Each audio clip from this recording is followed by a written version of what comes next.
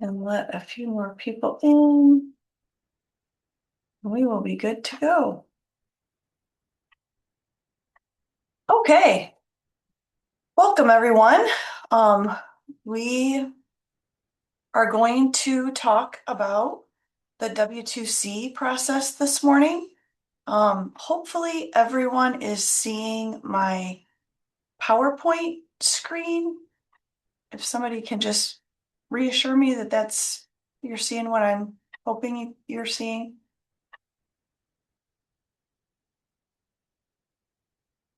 Anyone? Yes, you're good, Lori. Thank you. All right, perfect. Thank you so much. Just wanted to make sure before we got started. Um, what we've done is sort of put together this PowerPoint that will provide, all the resources and information regarding the W2C process from the IRS side of things, and connecting that with, state software and where the information needs to be placed in USPS and our application. So I will be placing this PowerPoint out on our, meetings and trainings page after today's presentation's over. So look for that to come. So if you're looking for this, on down the line and want to reference this, you can go out to our meetings and trainings page and find this there. So again, I linked the several resources. So our W2 checklist, W2C checklist, which is what we're going to be following and covering when we go through all the various steps that we're going to talk about here shortly. The general instructions from the IRS for the forms W2C and W3. And I guess I can maybe make this a little bigger. Can you guys still see oops, I think it might have switched screens on me here. Are you guys still seeing the slideshow okay? Yes. I have multiple screens in it. Okay, thank you. Um, so within these general instructions from the IRS, there's actual, specific sections within that information that shows you or directs you, I should say, to the W2C forms and its instructions, and then the W3C form and its instructions. So, you can go to the link that I've provided here, and then, go to these specific sections within the document, and that will take you right to those specific points. I've also linked the specifications for filing W2C forms when it comes to the Social Security Administration. So that link is provided to you as well. And then both the forms from the IRS, the W2C form, the W3C form, and then when it comes to the corrections that need to be made for the state of Ohio, we have the withholding tax filing guidelines link to the Ohio Department of Taxation here as well. So again, all of these links that we've provided will take you to the various, information. The checklist that we provide is provided under the appendix. So if you go to our appendix in the USPS section of the documentation, and you go to the checklist, we have the W2C checklist here. And basically, like I mentioned before, this is what we're going to be stepping through and talking about in detail this morning. The information when it comes to, you know, the IRS side of things. This is the link that will be provided when you click that link, and it'll take you then to those, or you have the ability to be taken to the W2C and W3 information from the IRS website. And then, you know, again, here's the filing forms W2C electronically on the Social Security Administration site. And then the various forms, the IRS forms W2C and W3C, and then the information that's provided on the Ohio taxation website. So again, lots of resources. You know, obviously we have to follow their guidelines as far as what they're wanting with these corrections. So, you know, if you have questions, feel free to, you know, look at the information that they're providing to hopefully give you guidance as to what and how this information needs to be corrected. As far as the PowerPoint presentation, what we've tried to do here is kind of link the two sides together. So, you know, the very first step in the process is going to be to create those W2C records. So, you know, what kind of records or what kind of changes, I'm sorry, could we be creating records for? And that's sort of where we're gonna go in a little more detail. As far as stepping through, you know, when I need to correct, or, you know, districts need to correct a social security number, when I need to correct a name, when I need to correct an address, you know, those are the kind of questions that you're probably going to get. So that's what we see, you know, on our end, getting the most questions about. So we're going to step through kind of what the IRS is, you know, requiring when those changes need to happen, and then what needs to happen, you know, on the software side to make those corrections happen correctly. So we've tried to link those two parts together, if you will. And again, the first step is to create the W2C record.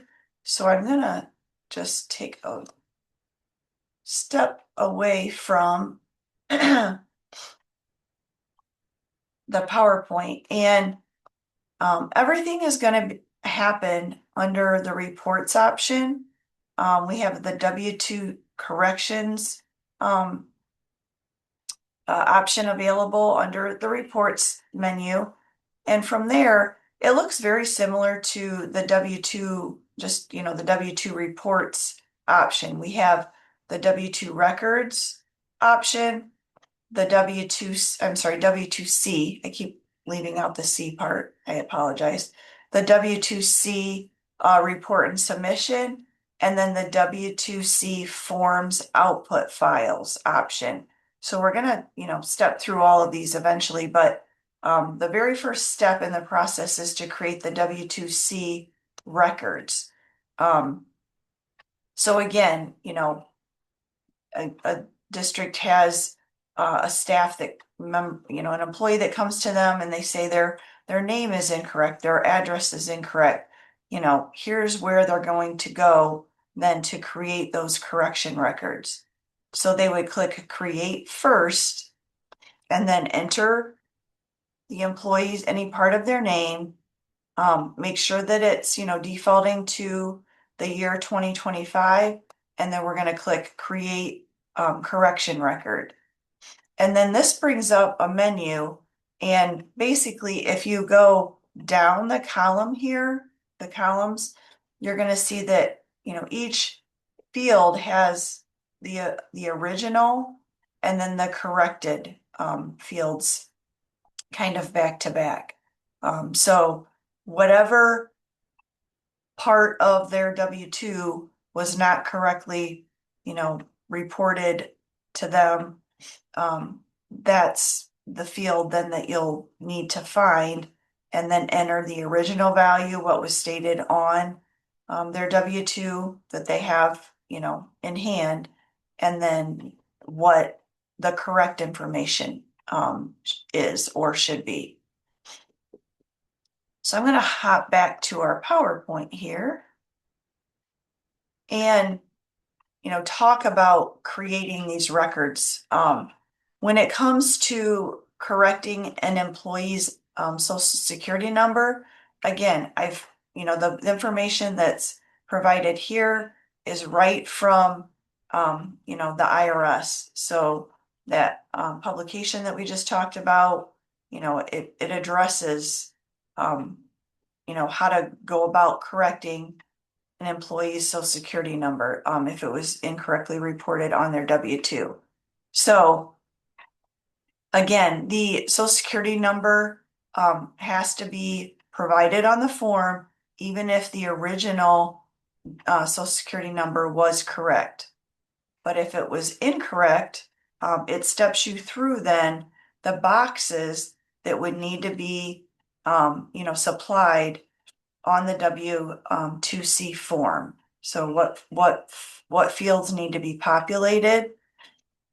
And if you'll notice, in correcting an SSN and also an employee name, these kind of like go hand in hand. The situations are very similar, as far as what needs to be corrected. So it steps you through, if the name was also previously reported incorrect, what needs to happen, what combination of things need to be reported on the W2C. When it comes to correcting a name, on the payroll side, they would enter then, what part of, I'm sorry, we're talking about an SSN, my bad, I jumped ahead to the name. When it comes to correcting an SSN, then, they're gonna enter the original SSN and then the, correct SSN. If the original SSN was, reported correctly, then they do not have to enter the a corrected SSN on, the W2C record. That can be left blank and the system's automatically going to populate or grab that SSN that's already, in the system for that employee, and that's the SSN that will print on the W2C form. So they only have to enter and, something in the SSN field, fields, if you will, if the SSN was reported incorrectly. So again, if the SSN is incorrect on their original W-2, they're going to enter that incorrect W-2 in the original, and then the correct W-2, correct SSN in the corrected SSN field. Nothing has to be entered on the form if the SSN was originally correct on the W-2. Okay? All right, now we'll move on to the name. And again, like I said, if you read through these instructions that the IRS provides, the SSN and the name are, kind of go hand in hand. And I've provided that information again here. And then, the boxes that would apply to correcting an employee name from, their W2C form. And then when it comes to correcting a name on our side, got a little ahead of myself earlier. So what happens is, on the payroll side, the last name, the first name, the middle name, these are all seen as separate values or separate fields. So you only need to enter the part of the name that was incorrect. Okay? So what I mean by that is, we get a questions, or we've gotten questions lately as far as, what name, how the name's even being printed on the employee's W-2. So again, think of these as three separate components, values. So if anything is printed in or supplied in the legal name, last name, first name, middle name, those are the values that are going to print on the employee's W-2.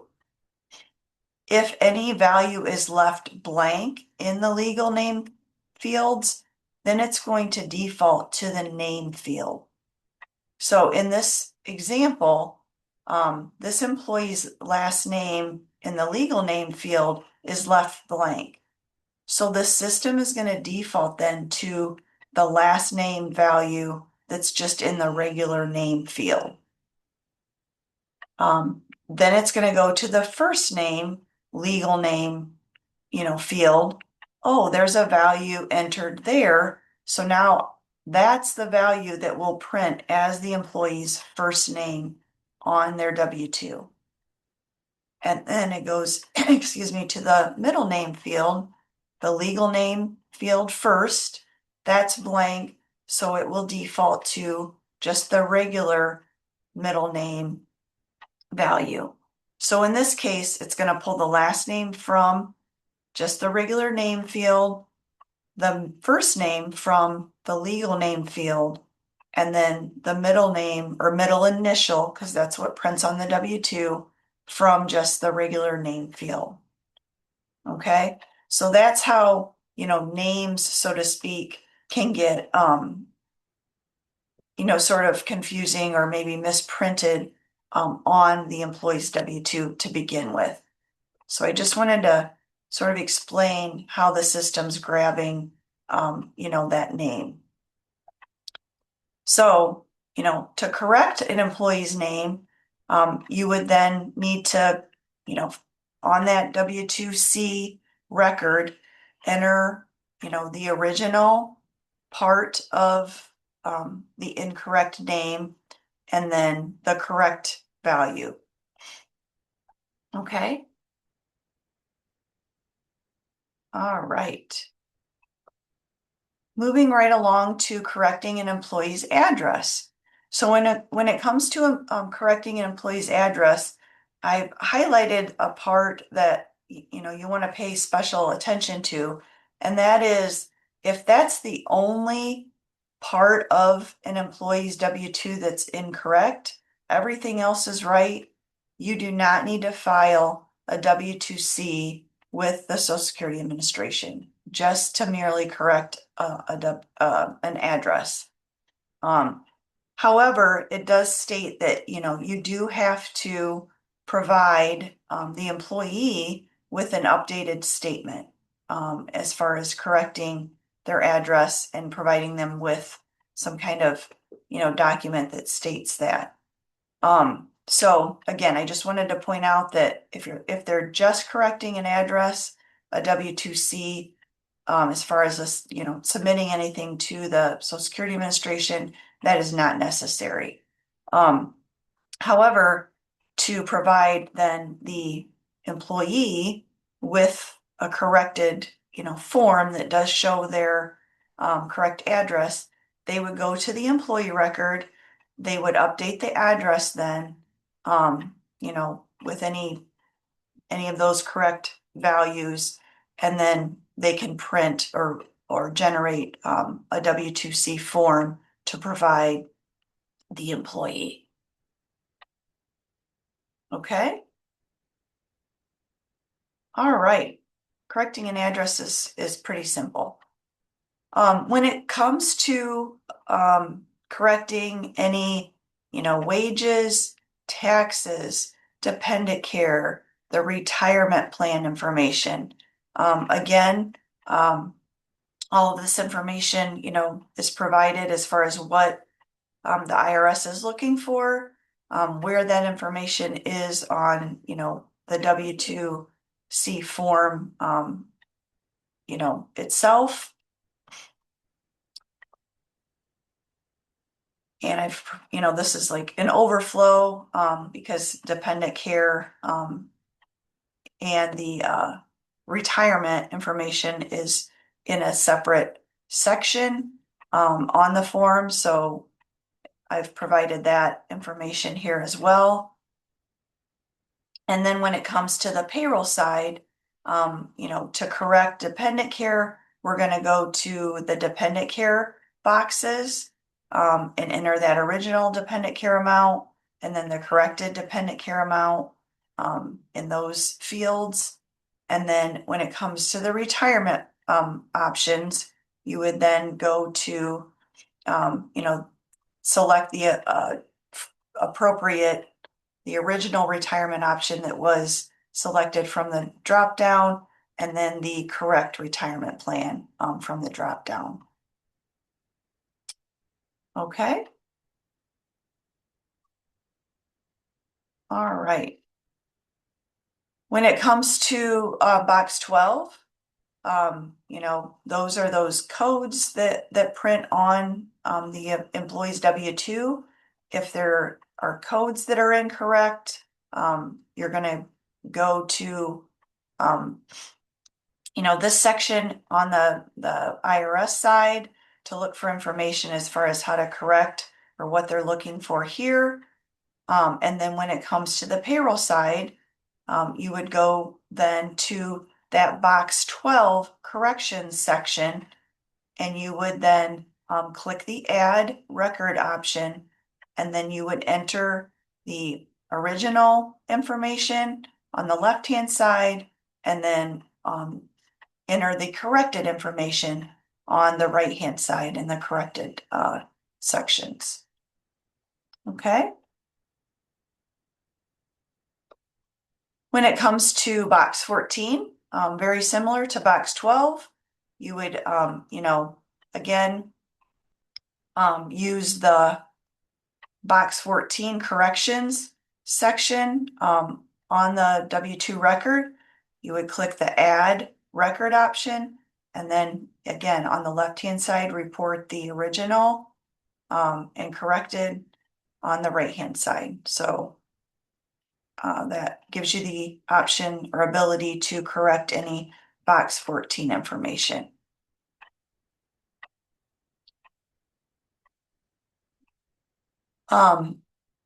We have the state, the other state corrections section as well. So this gives you, the ability to, correct any state information, again, by clicking the add record, option. And again, you're going to enter the original, and then, the correct information. You would enter, just keep in mind, like, this is where you're going to go to enter, your Ohio corrections as well, even though it says other state. When the W2C form is created, this does print the, information in the state wages and state income tax field. So I know that can be a little confusing at times, but just know that, it is, for Ohio, this is where you would go to, enter that information. Keep in mind that Ohio currently doesn't have the option to upload, the W2C submission file. So that form will either need to be sent in, or manually updated, on their site. Okay. All right. There is a note I wanted to point out, see if it might be easier if I go back to their guidelines. It does, talk about, right. I should have had this pulled up earlier. It does address like, state and city, corrections, and the fact that you should, not be sending those to the Social Security Administration. You would want to, address those specifically with the state and the city. So I don't know off the top of my, I should have had this pulled up for you. I'm sorry. Oh, right here. So it does, state in, boxes 15 through 20, if the only changes to your original are state or local information, the Social Security Administration isn't interested in seeing those changes, so you just simply supply those changes to, the state that it applies to or the city that it applies to. So I did want to point that out, that you do not have to send those changes to the Social Security Administration if that's all that, those changes pertain to. Okay. When it comes to the city corrections, again, well, I kind of, just pointed this out. When it comes to the city corrections, again, if that's all that's changing or is being changed on the employee's W-2, I got a little ahead of myself, then, just simply, contact the city, don't supply those changes to the Social Security Administration. But to provide the employee with an updated or corrected form, you would go to the local corrections section. You would click the add record option. And then again, you would, enter the original information along with the corrected information. Okay. Are there any questions as far as like creating the W2C records themselves?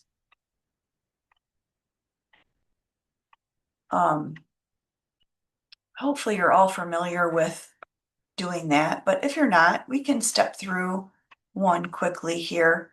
Let me cancel out of this. You do have to click the X to close out of the window. I know the developers are aware of that, and it doesn't automatically close for you. But just stepping you through the process quick to create a record, I would, again, find the employee from the drop down, the year, make sure that it's defaulted to 2025, and then I'm going to click create correction record.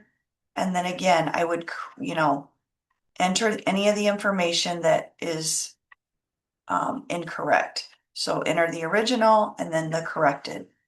And then down here, we didn't talk about this earlier, you would, here's the box 12 corrections section to make any of those changes, the box 14 corrections section to make any of those changes, the other state for Ohio, and any other state corrections, and then the local corrections for any city corrections.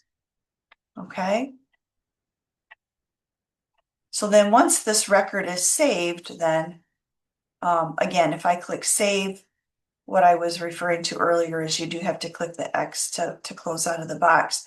You're going to see all of those changes then on this grid, or any of those records that you've created.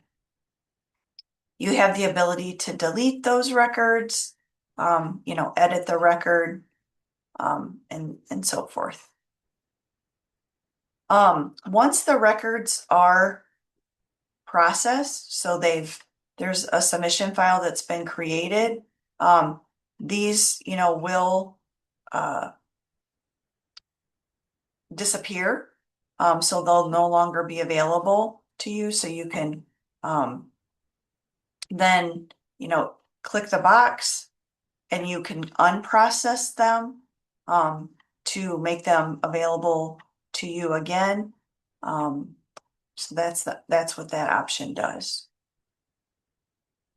All right, let's pop back to our PowerPoint here and finish up with a few slides that we have. So that is then, the steps to create the records. Continuing in the process, the next step would be to run and verify the W2C report. So again, we've created all those records. Now we just want to make sure that everything we entered is correct. So I'm going to hop back to my under reports. If I go back to W2C, I'm sorry, W2 corrections, I'm going to select the W2C reports and submission option.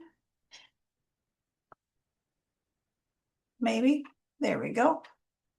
You'll notice that, these are very similar to just the regular W2 program itself.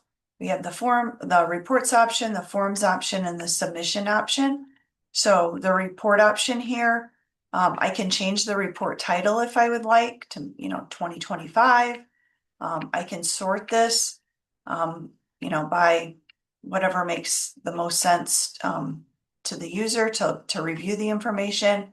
I can start each employee on a new page if that's, easier to look at or something that they're wanting. Again, it's gonna, default. I'll make sure it's defaulting to the correct year. And then I can run the report for specific employees. In this case, I just have one record, so I'm going to generate this for, everybody. And already have the report open here. So in this case, I changed this employee's name. So you can see here, hopefully, is it large enough, that the employee name originally was Judy, and I changed that to Judith.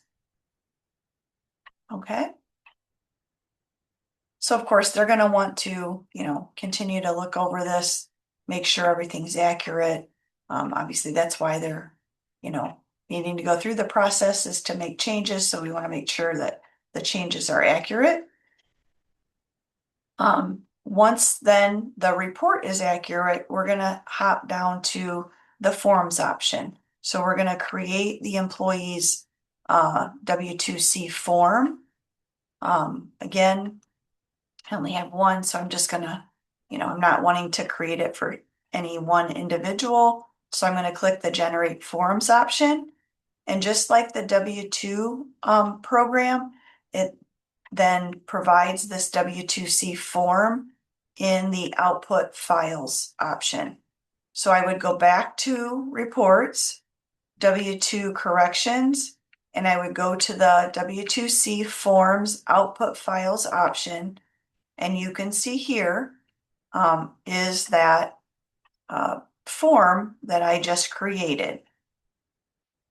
So just like the W2C program, we have the ability to download the form itself. We have the ability to send this to the file archive, which we would want to do. And then we have the ability to delete if this is, something that we want to, erase and start over. Okay. I'm going to hop back real quick to our PowerPoint because I'm kind of, getting ahead of myself here. But again, we created the report, we created the form. We, would download that form then once it's generated, and then we would submit that to the printer for printing and then provide that to the employee. We talked about that send to archive option. We would want to select that, and that's going to then send that to the calendar year-end reports folder under the appropriate year. And we would just want to go out and make sure that verify that that file is there. So I'm going to hop back to my instance here. So when I click this option here and I send that to the file archive, it brings up a pop-up option, and it even, tells me here right on the screen that it's going to be, listed or provided under the 2025 calendar year-end reports. So if I go to the file archive and I go to the calendar, 2025 calendar year-end reports, and I open this, you can see here those, that form that I sent to the file archive. So if I need to come back to this for any reason, at any time, I have a copy of that. Okay. Hop back to our PowerPoint here. And then just follow up with the last few steps. So again, the last step is to create the W2C submission file. So we are going to create that file. We're going to run that through AccuAge, make sure that there are no errors, and then we can upload this file to the Social Security Administration.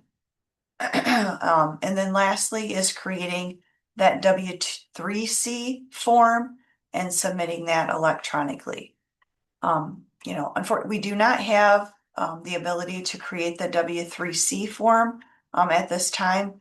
That is something that we have a issue for, and we will, in the future provide that for districts to be able to handle that, on our system. So just hopping back to our instance here and following up with the last couple steps, we would go back to the W2 corrections option. We would go to the W2C report and submission. And this time we're going to select the submission option. And we would just make sure, that, again, the year's correct, the kind of employer is set correctly, the type of software, the preparer code, is this being resubmitted or not? We do get questions on this sometimes, and when to set this to yes or no. And we have this provided in the documentation as well, but this would be set to yes if the district received a letter from the Social Security Administration asking them to resubmit for whatever reason. So, this is like a resubmission of the original, employee W2, but this isn't a resubmission of the W2C file itself. So that's what this means. So when I select yes here, it asks for this file identifier, excuse me, and this would be provided in the letter that the district would receive from the Social Security Administration. So I know that this can be a little confusing at times because we are actually, resubmitting something, but we're not resubmitting the correction file. So just kind of keep that in mind. Okay, make sure that the name, the phone number, all the contact information is correct. And then we would create or click the generate submission file option. And this is going to then create that submission file that we would submit then to the Social Security Administration. Okay.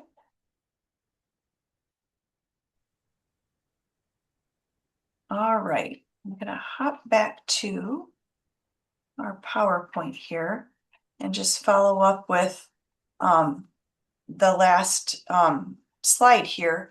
And that is just addressing some outstanding issues pertaining to the W2C process itself. So, we have had requests to add the box numbers so that that's a little more helpful. The ability to mass load the information, to mass delete information, the ability to create an XML file, the ability to create that submission file for Ohio, and then the flow of sort of where your cursor moves in the local section isn't quite like it should be. So we do have an issue to correct that so that when you're moving from field to field, it doesn't, jump to the top of the screen. Okay. All right. Are there any questions when it comes to the W2C process? I'm gonna check the chat here.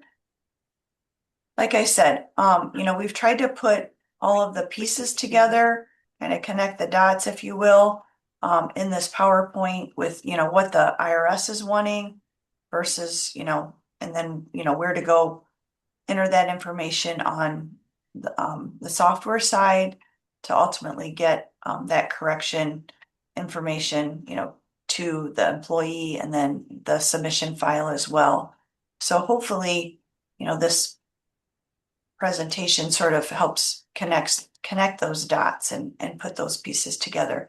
And like I said before, I will, put this out on our meetings and trainings page under this specific trainings session, so that should be out there later this morning. All right. I don't think I see anything in the chat here. We did have the ITCM piece, scheduled as part of our title for today's session. I don't want to overlook this. If there are questions about it, it's just that not much has changed, or nothing has changed. And I'm not sure how many districts, or I'm sorry, how many ITCs we still have that use this. I know we do have a couple. So I guess I'm going to open it up to the floor to any of you that have questions when it comes to ITCM, because I don't want to, bore everybody that, for those of you that don't use it. And like I said, those of you that do, hopefully you're comfortable with. I don't think you have enough time for us to go into this right now. I'm sorry.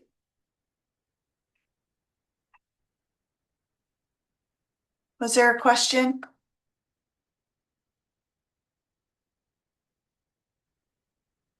Okay.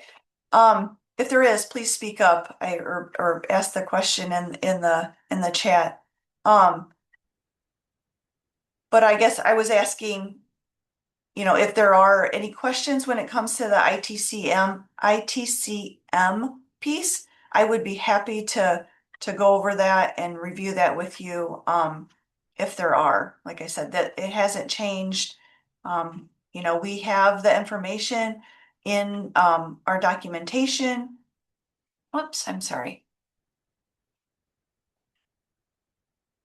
In the ITCM documentation chapter, we have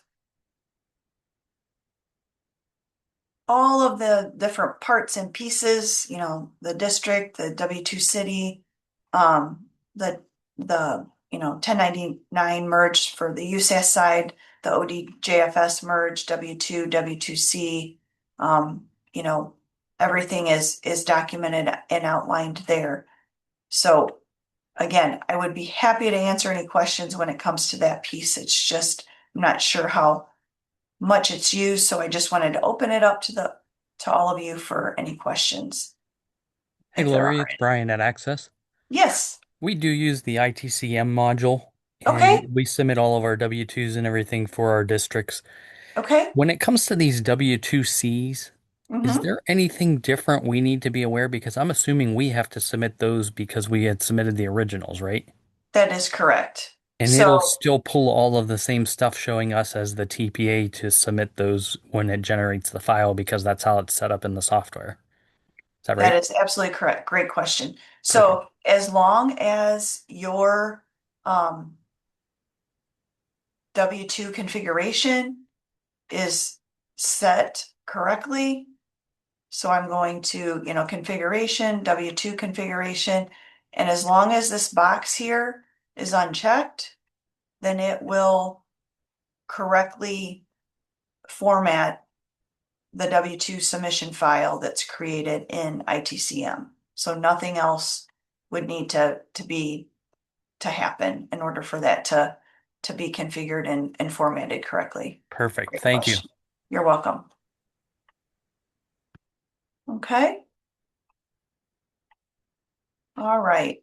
And again, I think the along, Brian's question and along those terms.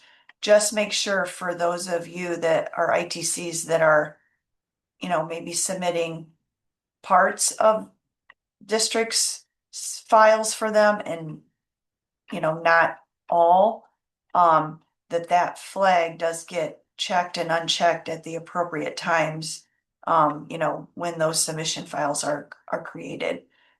So again, when it comes to the W2C part, you want to make sure that, that's checked if you're submitting those on their behalf. Okay. All right. I don't think that there's any other questions in the chat. I want to thank everybody for joining us this morning. Our next Fridays with Fiscal session will be on February 6th, so we have a break in the action here, but we'll regroup on the 6th and we'll be discussing all of the January releases. So have that to look forward to in a couple weeks. Again, I want to thank everybody for hopping on this morning. I hope everybody has a wonderful weekend. Please stay warm, stay safe. I feel like we're probably all, getting ready to hunker down for a few days here and embrace the cold weather and some snow. So you have to love Ohio, but I hope everybody has a wonderful weekend and we'll talk to everybody soon. Thank you.